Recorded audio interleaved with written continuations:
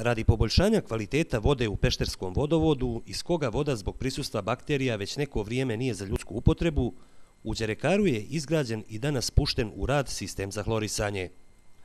Radovi na poboljšanju kvalitete i dotoka vode na ovom vodovodu veoma su bitni za mještane velikog broja sela Tutinske i Sjeničke opštine, koji se odatle snabdijevaju pijaćom vodom. Mi smo dobili jedan dopis sanitarnog inspektora gospodina Ašćerića iz Novog Pazara negde početkom decembra mjeseca, taman kad je počela zima, da je voda na teritoriji Pešteri, za sela koja se snabdijevaju sa pešterskog vodovoda, neispravna za piće, da je prisustvo bakterije fekalnog porekla i mi smo reagovali odmah.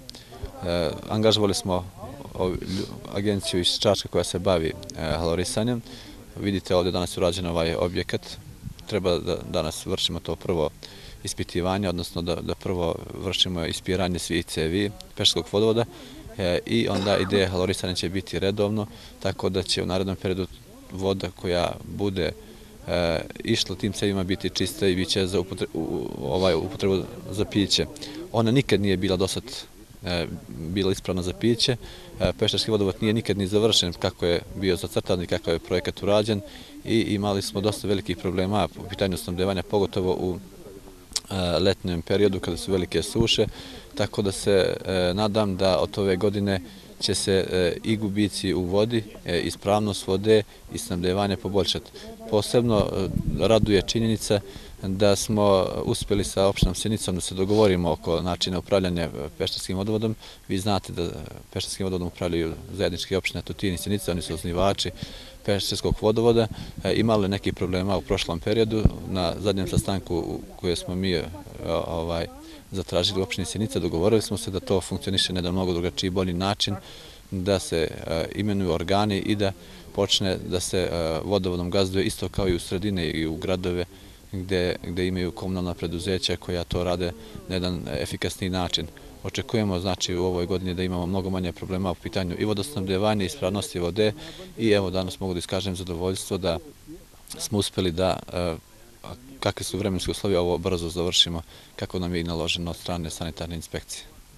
Funkcionisanje ovog vodovoda u mnogome zavisi i opstanak stanovništva, naročito na našem području, na sjeničkom području, naročito u dva sela, Doliće i Crvsko.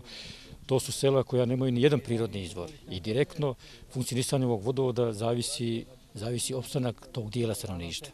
Nemaju prirodnih izvora, prema tome na ovom vodovodu se vodovod mora održavati da bude uvijek u funkcionalnom stanju. Sistem za hlorisanje je po riječima izvođača urađen po svim propisima. Imali smo zahtev da odradimo dezinfekciju cevovoda koja datira iz možda 70. godina. Evo do dana današnje, znači nije imao takav sistem, ali nije imalo potrebe za dezinfekciju.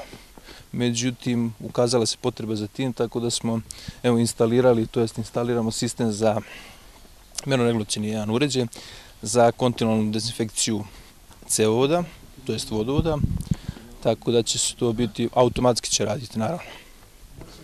I sigurno će povoljno uticati na sam vodovod. Na kvalitet vode? Kako da ne. Upravo u cilju kvaliteta vode mi to radimo.